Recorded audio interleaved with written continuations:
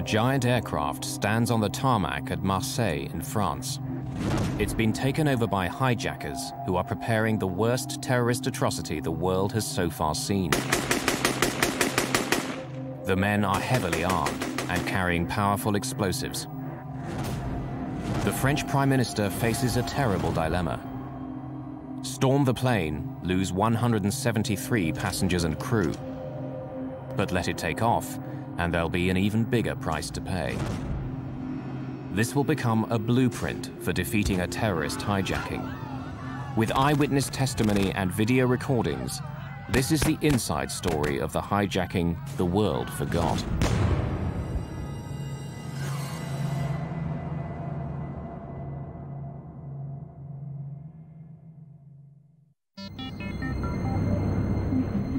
It's Christmas Eve 1994. An Air France jet is on final approach to Algiers airport. It's the early morning flight from Paris to this former French colony on the north coast of Africa. The plane is an Airbus A300 with a crew of 12 on board. 3 greens. This is no ordinary landing. Algeria is in a state of civil war. The area around the airport has been the scene of fierce fighting. There's a very real threat of missiles being fired at the plane as it comes in to land. The flights to Algiers are only done by volunteers because of the terrorist threat. We're all aware of it. We accept the risk. So dangerous is it that Air France, the French state airline, has asked its government if it really needs to continue these flights to Algiers. So far, there's been no reply. 100 feet. 50 feet. 20 feet. Leader thrust engaged. The captain of Air France Flight 8969 is Bernard Dhellemme, a highly experienced pilot. This is his first ever television interview. The events are still so threatening to him that he'll only appear in silhouette. There were some security measures, like on any other flight, and a few extra ones since we were in Algiers. But at my level, I had no qualms about flying there. Even now, 10 years later, I can still say that I like doing in Algiers. The plane will only be on the ground for the short time it takes to clean, refuel, and board the passengers for the return flight. They're mostly Algerians, but many are French, escaping for a while the perils of life in Algeria. 3 years earlier, Islamic fundamentalists had won the elections there, hoping to install an Islamic state. But then the military seized power and imprisoned their leaders. Since then, Algeria has descended into chaos. Like every other year, I decided to come and spend the holidays in France, and I had a cousin with me.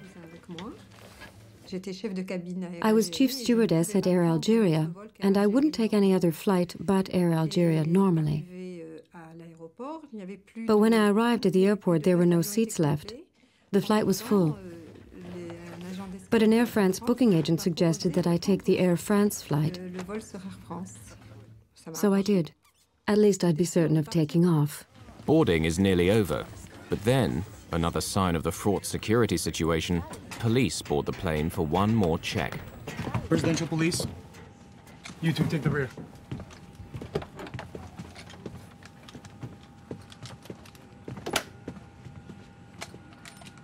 Police, nobody move, please.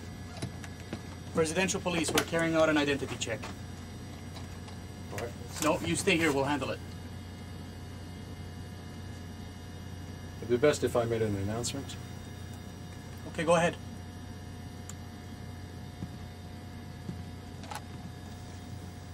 Ladies and gentlemen, good day. This is your captain speaking. There will be a short delay while the police will come to their cabin to carry out a passport check. Please remain seated. We apologize for the inconvenience. We should be on our way shortly. Passport. Passport.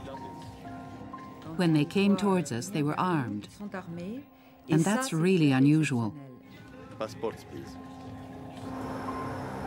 This unauthorized delay to Flight 8969 is making the military suspicious. Algerian special forces, known as the Ninjas, are already heading towards the plane. I looked outside and I could see the ninjas out there, the Algerian Special Forces. I said to myself, why are there so many of them? Tarout means infidels. And when he said that, I knew straight away that they were terrorists. There it was. All of you, get to the back! Hurry! Shut that voice of Satan! Sit down! You two, don't move! Nobody move! We are not the police. We are Mujahideen. The men are not police, but terrorists. They belong to a violent group of Muslim extremists. They aim to force an Islamic State on Algeria, no matter what it takes. And seizing the plane is part of that plan. Inshallah! When that happened, it was like a rock falling. Like lead. I don't know which. It was horrifying. Look at this! This is a very powerful bomb! There are others just like it! Ready for a great fireworks show in the sky! We are the Mujahideen of the people! God has chosen us to die, and you to die with us! The leader, 25-year-old Abdullah Yahya, is a notorious killer. There is nothing to fear! God awaits us all in his heavenly paradise!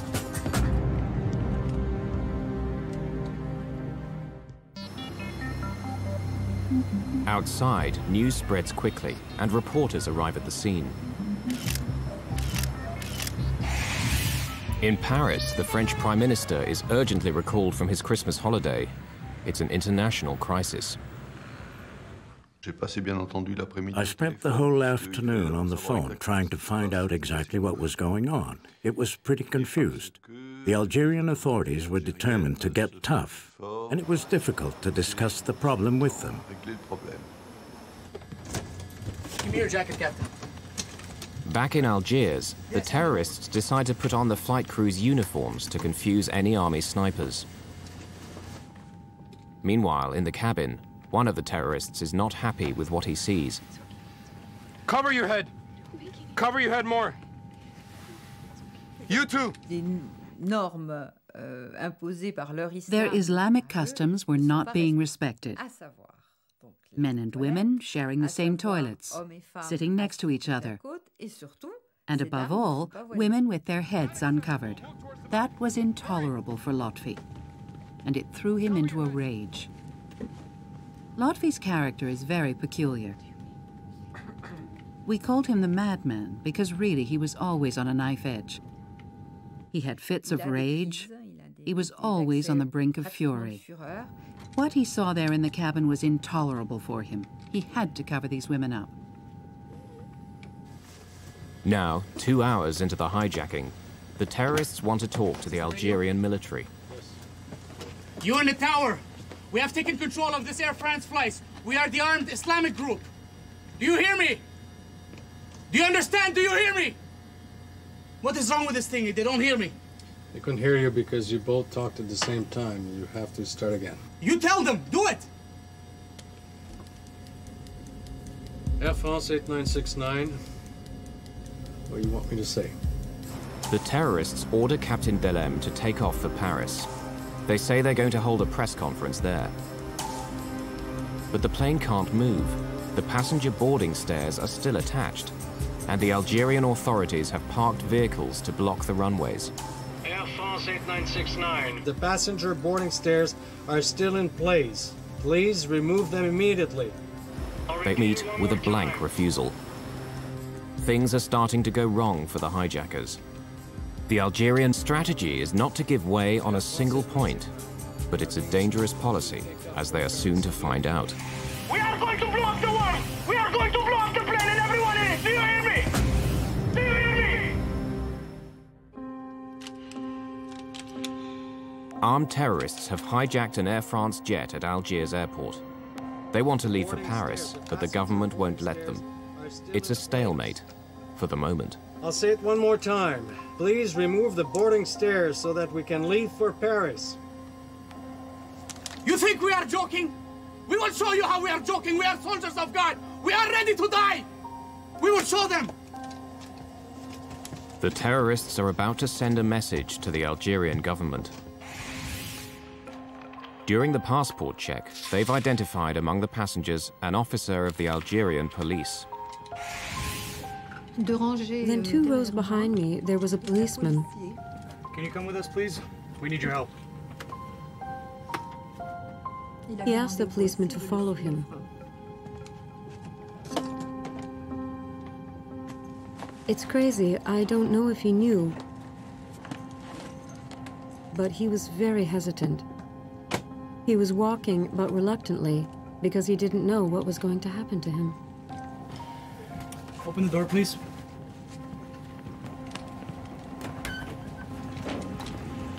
So please take our message to the government.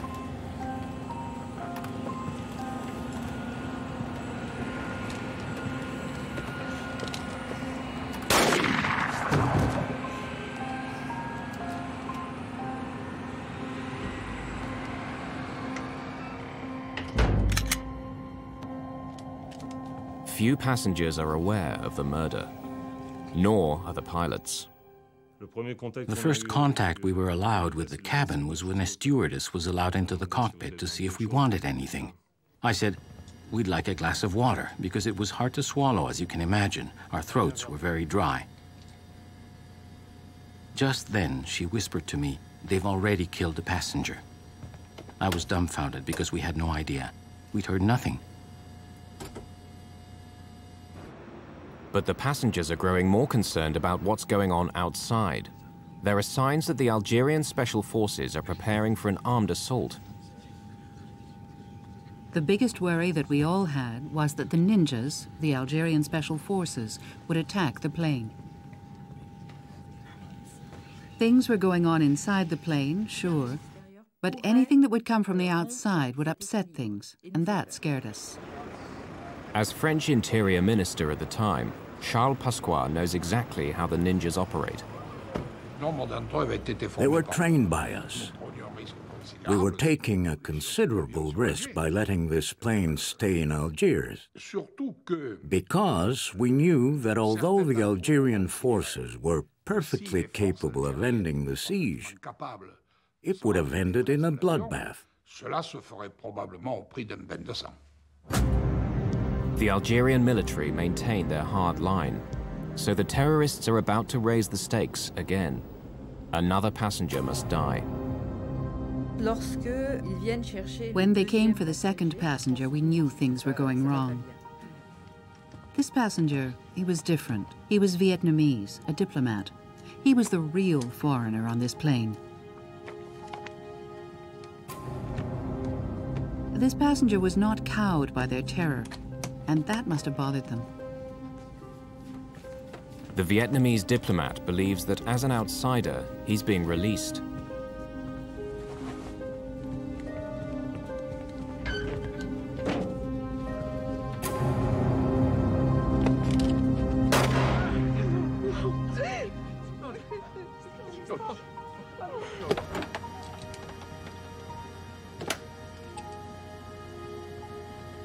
The stewardess went back to the cabin and came back with a bottle of water and some glasses. She served us and whispered, it's not 1 now, it's 2.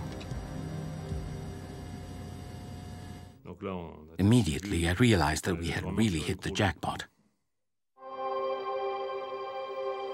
As the hours go by, the crew and passengers begin to recognize the different personalities of the 4 men.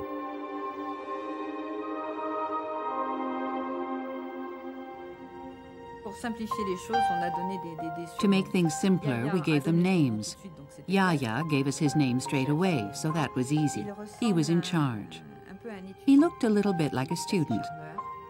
He was friendly enough, very calm, except when he flew into a rage, and then he would act like a gangster. Lotfi, the madman, was the one who insisted we follow their laws, the one who was the most fanatic, the most fundamentalist. He'd already been in prison and been tortured. He had a hatred of the government, and he had a very short fuse. He was the dangerous one, the real psychopath.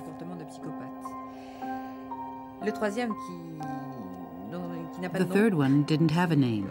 We called him Bill. He was a little bit simple. You wondered what he was doing there. And you could see him wondering the same thing. It was an error in casting. He was more of a goat herd than a terrorist. Then, finally, there was the killer.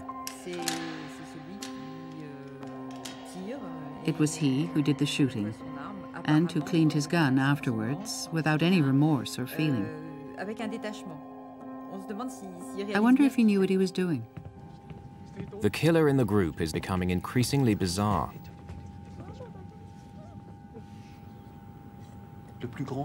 The tallest one, the killer, when we passed each other on the plane, he would take me by the neck and kiss me on the forehead. And later on, the meaning of this was more or less confirmed to me. People told me that this could be seen as the kiss of death. Finally, Morin plucks up enough courage to voice his fears. Can I say something? I want to ask you a favor.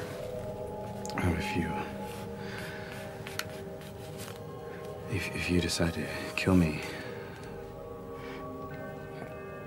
I want you to promise me. I don't want to be killed by a bullet in the back, because when I die, I want to be able to see your face. What are you afraid of? Well, it's impossible not to be afraid with what's going on the plane. You don't need to worry. Because if I kill you, you will be a martyr. You will go straight to paradise.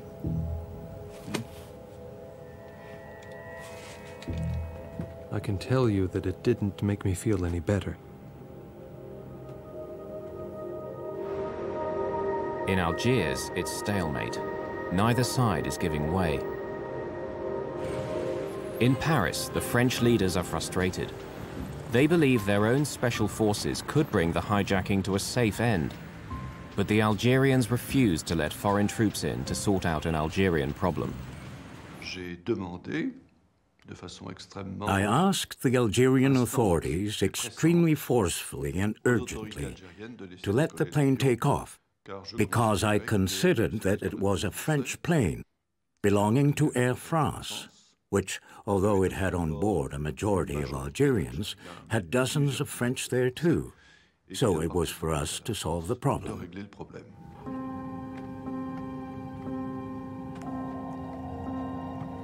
Night falls. Air France Flight 8969 is pinned down by spotlights. The passengers have now been held hostage for 7 hours. Initial panic has given way to a tense calm. Few realize that 2 passengers have been murdered. The crew is working hard to defuse the situation. All these buttons, like here, for instance, it's the APU, auxiliary power unit. The role of a crew in these conditions is to keep things calm, to earn trust, to keep things going, which is very important. At the start of a hostage-taking, it's always violent. You have to buy time, to calm people, to show what you're like, to find out who they are, and so on. And then try to gain their trust.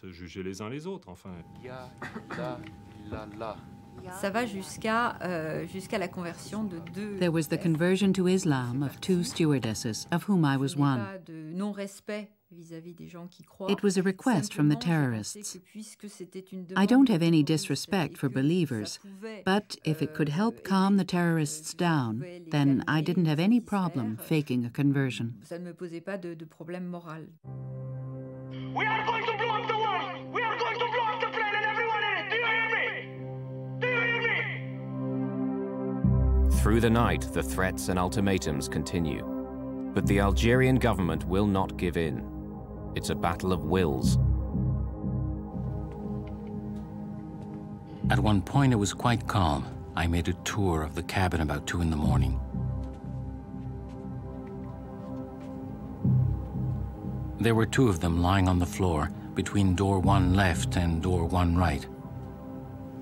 I thought, look, 2 of them are asleep, one's at the rear, there's only one in the cockpit. If an assault took place now, maybe it wouldn't be so bad. But that's as far as it went.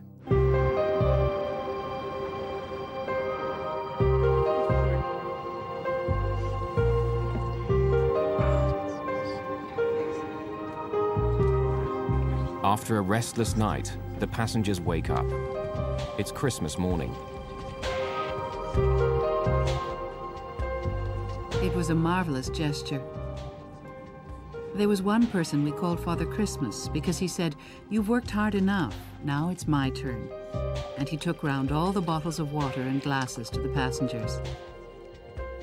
The passengers joined in. That's to say, they tried to eat something, to do normal things, to make the atmosphere a little bit more normal and a little less stressful than it really was. It was the waiting, because in reality, we could do nothing but wait. During the night, the French government has decided to send its special forces to the island of Majorca, as close to Algeria as possible without being accused of interfering. Colonel Denis Favier was then a major in charge of the French counter-terrorist unit, the GIGN. Since the hijacking, it's feared that terrorists have put a price on his head, and he doesn't want his face to be seen. The decision was taken to send GIGN to Majorca. An Air France aircraft was put at our disposal, identical in every respect to the hijacked aircraft, as well as an experienced crew who knew the technical side, all the details of the plane. En route to Majorca, Major Favier's men have familiarized themselves with every detail of the A300 Airbus, in the expectation that they will get the chance to attack the plane. Back in Algiers, the terrorists release some passengers, mainly women with young children or people with serious medical conditions. But there are still over 170 people on board, a handful for the 4 young terrorists. And the passengers are not who they thought they would be. I don't know how the terrorists organized their business. They certainly put a lot of thought into it. They obviously wanted to seize a symbol of France, and Air France is a national symbol. But perhaps they didn't realize that in an Air France plane at Algiers, most of the passengers would be Algerians. 138 of the passengers are Algerian citizens. The terrorists offer to release them, leaving only the French nationals on board. A gruesome indication, perhaps, of their final plan. However, the Algerian passengers refuse to leave. It's true that in Algiers they were going to free some of the passengers, and they refused to get off. I think that one of them said, "If we leave, then afterwards they're going to kill the crew, so I'm going to stay." I think that this man was sincere. I can't explain it, but it was the truth. The Algerian government has another trick up its sleeve. They've managed to identify the terrorist leader, Yahya, and bring his mother to the microphone to try to weaken her son's resolve. Ma! Ma! I love you, but I love God more! The Algerian government's tactic misfires. It sends Yahya into a boiling rage. They went and got my mother. Can you imagine that? My mother! They went and dragged my mother over here! How many French are back there? 1 man and woman. Go get the man. What do they think they're playing at? What do they think they're doing?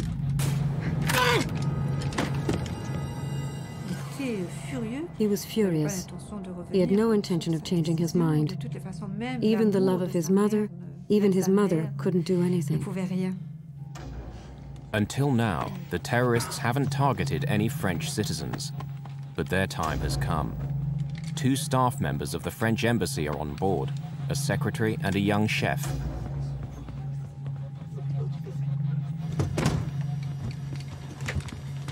Okay, now we will teach you how to play games with us. Are you listening to me? You tell them that if they don't let the plane take off, we will kill every single passenger one by one. Tell them. My name is Yannick Burgniard. I work at the embassy. They're threatening to kill us. If you do nothing, they'll start the executions.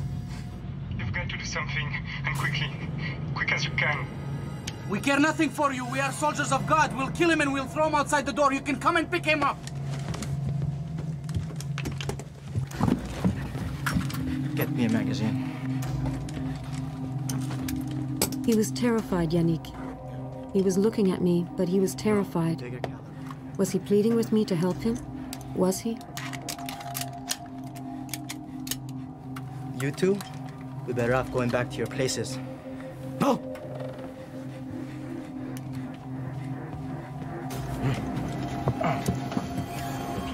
I was saying to myself, no, it's not possible. It can't happen like this. It's not possible.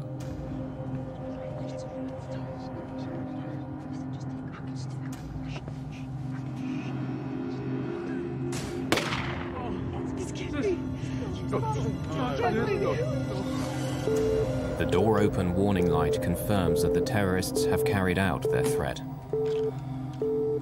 Air France 8969. You happy now? See what you get when you play tough. On a assisté à distance. We witnessed at a distance the execution of this man. C'est quelque chose qui a été qu'on avait vécu. It was something we lived through with great emotion in Paris, because we were patched into the conversations between the plane and the control tower. The French government can no longer stand by and do nothing. Prime Minister Balladur gets on the phone and threatens his Algerian counterpart.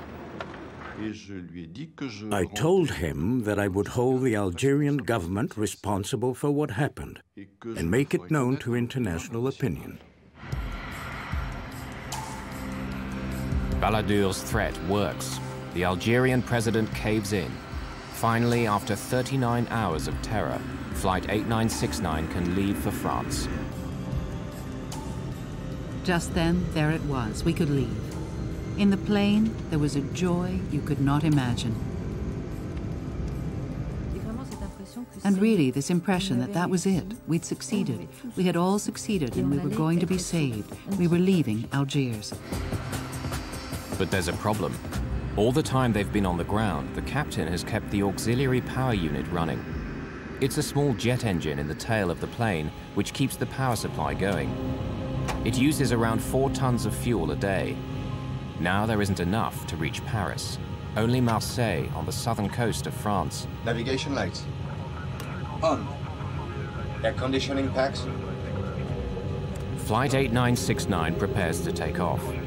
The crew are relieved to be going home. Both they and the passengers believe that whatever the future holds, it can't be as bad as what they're leaving behind. They don't realize the horror that awaits them.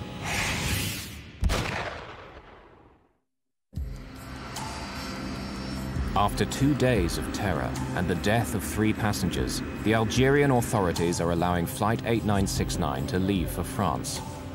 The terrorists say they're going to hold a press conference there. Before takeoff checklist completed. But Captain Dhellemme wants an urgent word with the terrorist leader. What is it? What's wrong? Look, since the start of this whole thing, I followed your instructions. You want to get to Paris to talk to the journalists. I'll take you there. But I want to know if you're going to blow up the plane between Algiers and Marseilles. Why do you ask if I'm going to blow up the plane? Because the responsibility for these passengers is on my shoulders. No, there's nothing to worry about for you or the passengers. We fly to Marseille, like you said, refuel the tanks, and then we go to Paris. I give you my word. All right. Good. Let's go. Me, I believed them when they told me that the plane would not be blown up between Algiers and Marseille. I don't know if they would have given me the same answer between Marseille and Paris. When someone's got explosives, they're not for making a birthday cake.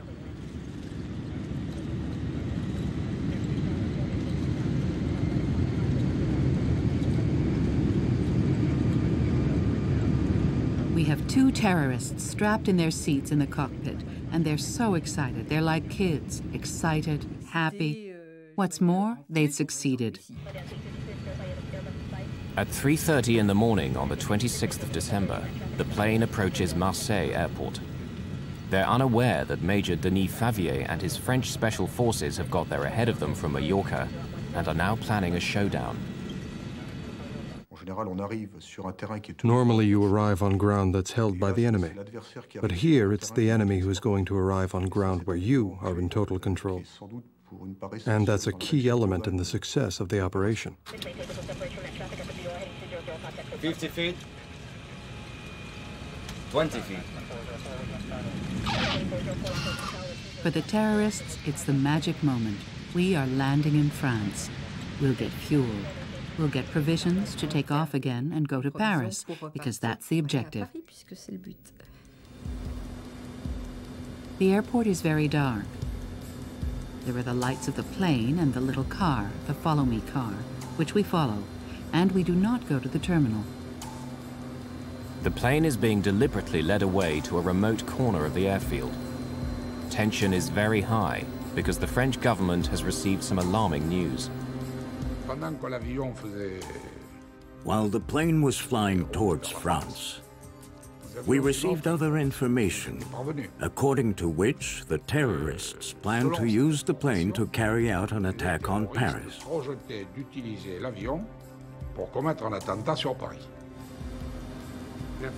The information was credible, and we took it seriously. So the decision was made that no matter what, the plane would not take off from Marseilles.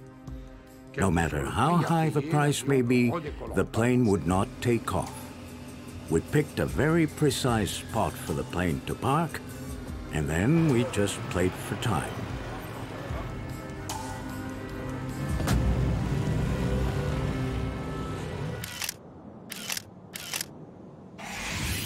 The French tactics will now be dictated by Major Favier. His plan is to wear the terrorists down. Whilst always appearing conciliatory, the French will spin out negotiations as long as possible. They know that Yahya and his men must be tired. The hijacking has now gone on for almost 2 days. Air France 8969, we require immediate refueling. 27 tons! 27 tons. The terrorists have learned from the flight crew that 27 tons of fuel will fill the tanks, far more than the 9 tons needed for the journey to Paris. It appears to confirm the intelligence report that the plane is to be used as a firebomb. They say it's not possible because of the killings, because of what happened in Algiers. It's in all the papers. The workers who do the refueling are afraid. They won't come near the plane. Tell them we want to go now. We'll do a press conference in Paris. Air France 8969, they want to leave for Paris right away. They wish to hold a press conference in Paris.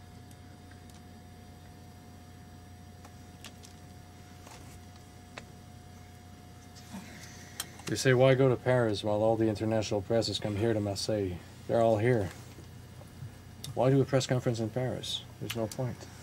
We can do it here on the plane.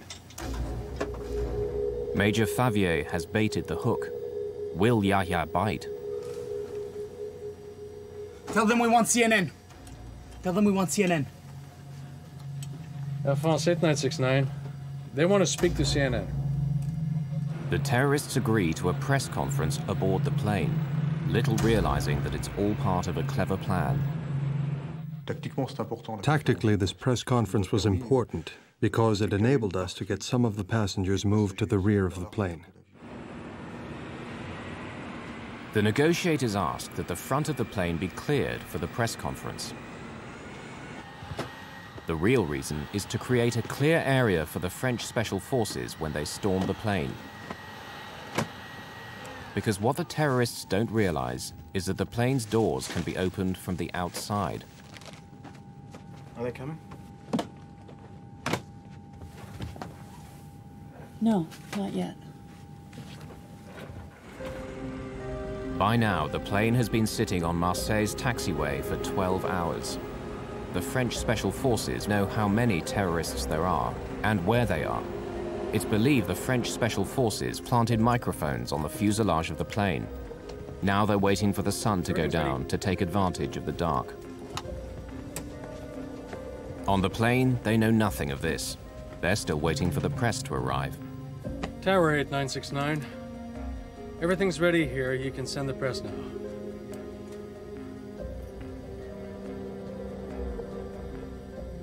8969, what do you mean they're not ready? No.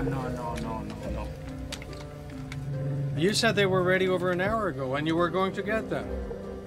Come on, there's not much time left. There must be hundreds of journalists there. This will be the biggest scoop of their careers. They're up to something. We can't stay here. I assure you, it's... Captain, move the plane over there. I promise you, we'll be... Captain, move it right now. Do it. Move the plane over there where the other ones are. We'll be fine. I promise. Move the planes! Go over there where the other ones are!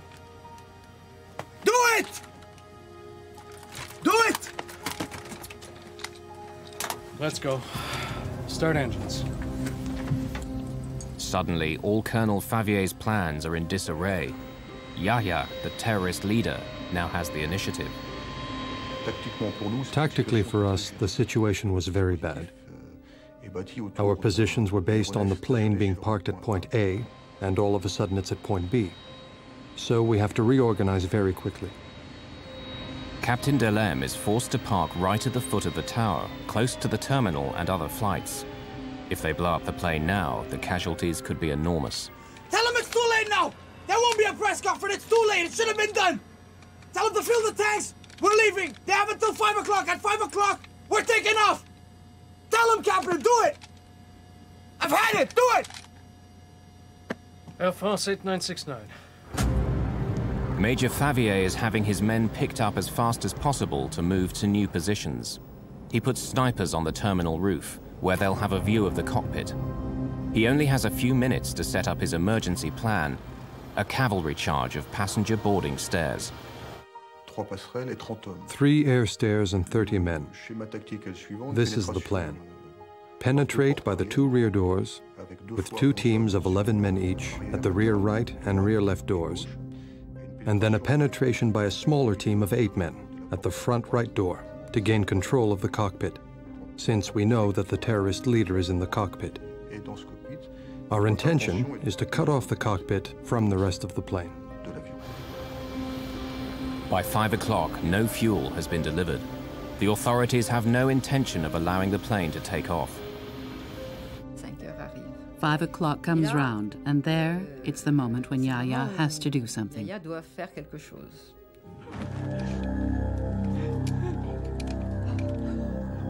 Yahya enters the cabin to choose his 4th victim, but he seems reluctant.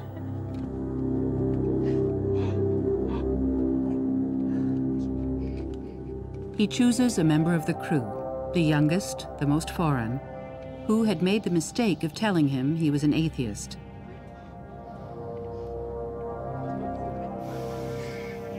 I don't want to do this.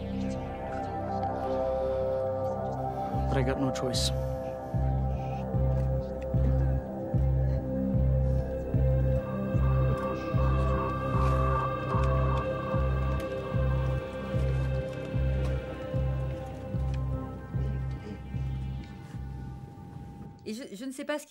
I don't know what was going on in Yahya's head, and we never will.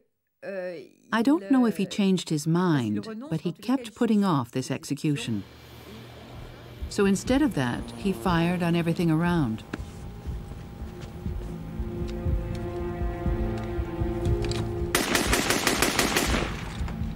The hijackers know they are in the endgame. But then they discovered there was a public address and they started reciting verses from the Quran. It was very difficult because it was the prayers for the dead. We had to prepare ourselves for death. We were going to die as martyrs. God was waiting for us. There was silence, and all of a sudden it was a state of panic. The terrorists know the French negotiators are in the control tower. They decide to send them a message.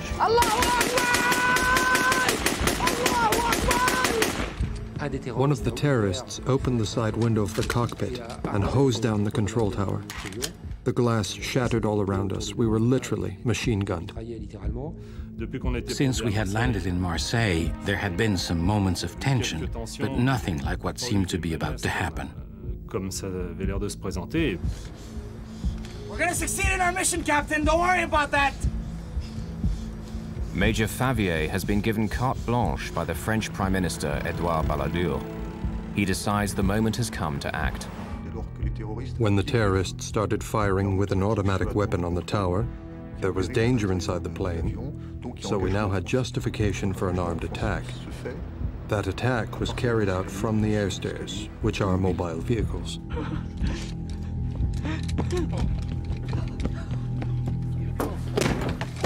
They're coming! The Daru are coming!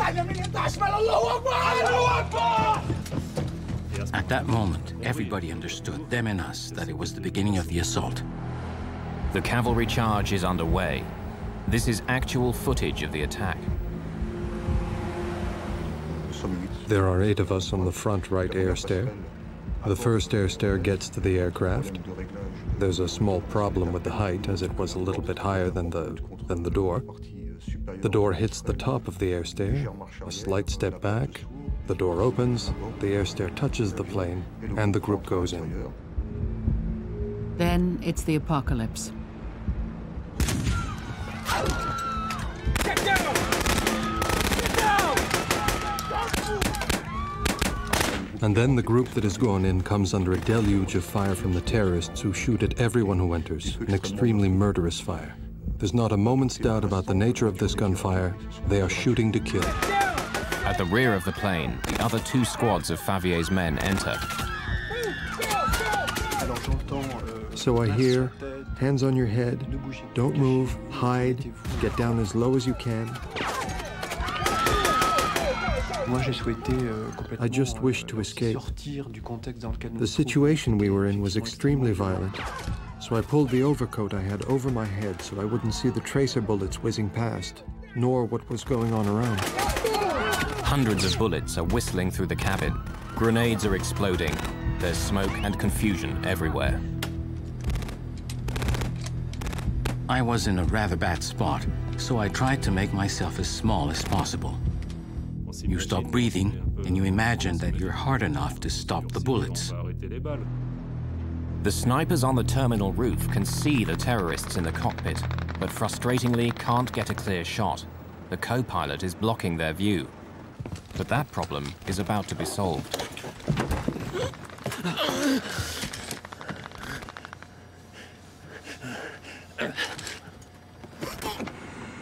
Actual video footage shows the co-pilot, Jean-Paul Borderie, falling onto the hard concrete. Yet he still manages to stagger away to safety.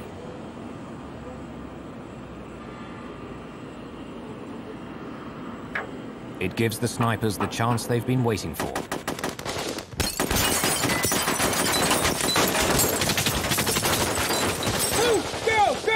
At the rear of the cabin, the French Special Forces is evacuating the passengers through a hail of gunfire. But cabin steward Christophe Morin finds himself unable to escape. I tried to take with me a woman, a passenger who had been sitting next to me, but she was too fat. She could not come. So we just held hands. Unbelievably, only a few minutes after the assault began, most of the passengers have been rescued. By now, only 1 terrorist is left alive, but he's going down fighting. There was only the flight engineer and me left in the cockpit. We looked at each other, and there's just this one terrorist. He looks at us, one after the other. His 3 colleagues are here, dead or nearly so. Out of spite, he could have killed both of us. He didn't. What more can I say?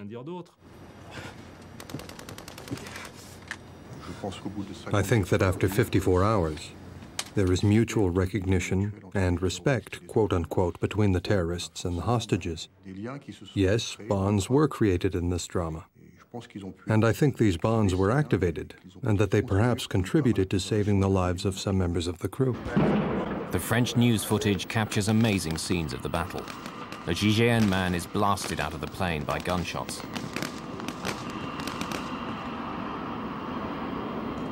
The final surviving terrorist holds them at bay for almost 20 minutes, but his time and his ammunition are running out.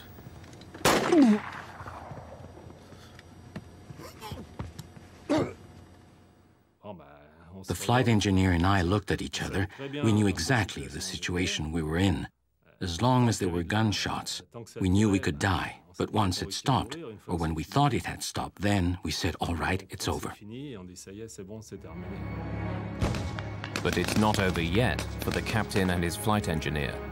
The GIGN are not sure who were the terrorists and how many are still alive. Everyone is suspect.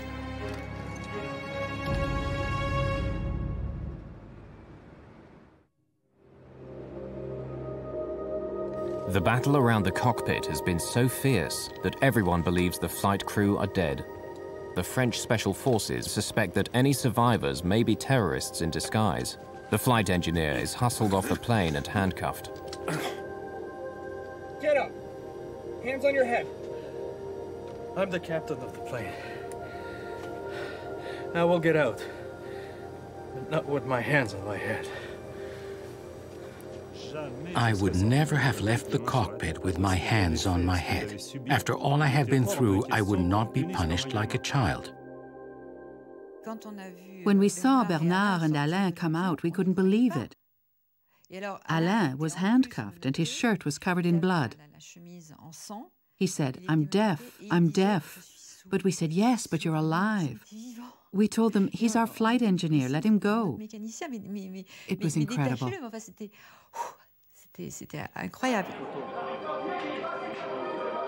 For 20 minutes, the gun battle has raged on board the crowded aircraft. Hundreds of shots have been fired, numerous grenades exploded.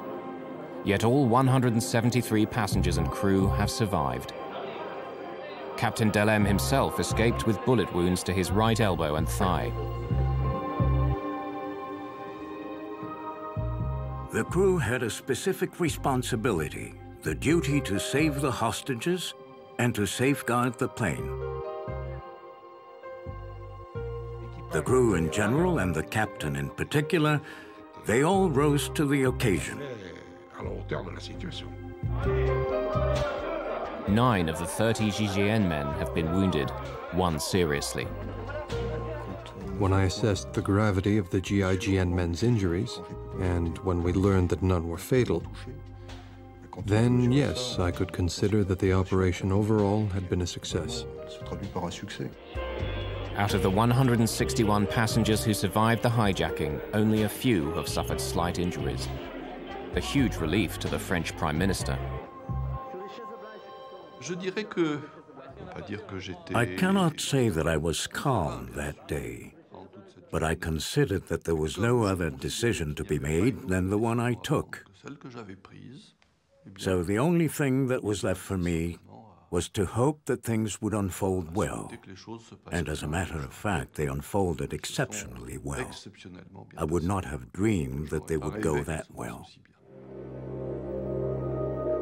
All the French special forces and the crew members received high national honors for their courage.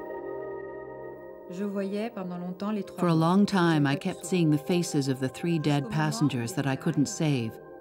Then, when the time of the medals came, I realized that I had helped save 170 people. It's a lot more gratifying, and it allowed me to mourn and get over it. I don't wear the medal, but I'm proud of having it, and I consider that we deserved it. We only did what we were supposed to, our job. It was a textbook mission, one of the most successful anti-terrorist operations ever carried out. But the traumatic experience will never leave the survivors. Zahida Kakachi, the passenger, could not stay in Algeria. She became so anxious about her safety, she emigrated to France. Stewardess Claude Burgniard was thanked by Air France, but never worked for them again. Christophe Morin suffered the same fate. Since this horrific experience, his outlook on life has changed radically. He now works for a charitable organization. Captain Dhellemme eventually returned to flying duties. After a further 9 years of service, he's recently retired from Air France. Later, a former leader of the Algerian terrorist groups, Omar Chiki, confirmed that the plan had been to blow up the plane over the Eiffel Tower, the symbol of the French nation. Hundreds might have been killed when the plane crashed down onto the crowded streets of Paris. They never tried again, and the world would forget this hijacking. until 7 years later.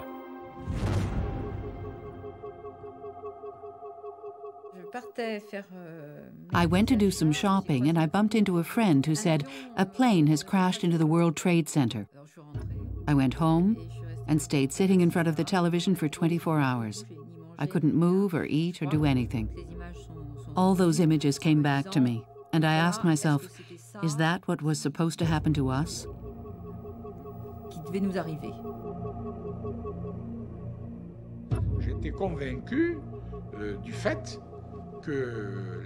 I was convinced that the terrorists wanted to crash the plane over Paris. To them, it would have been a great feat. Crashing a plane on the Eiffel Tower or the Élysée Palace would be an extraordinary feat. Above all, I kept thinking, we had apprentice terrorists, boys who didn't understand very well what they were doing. But voila, they taught everyone a lesson.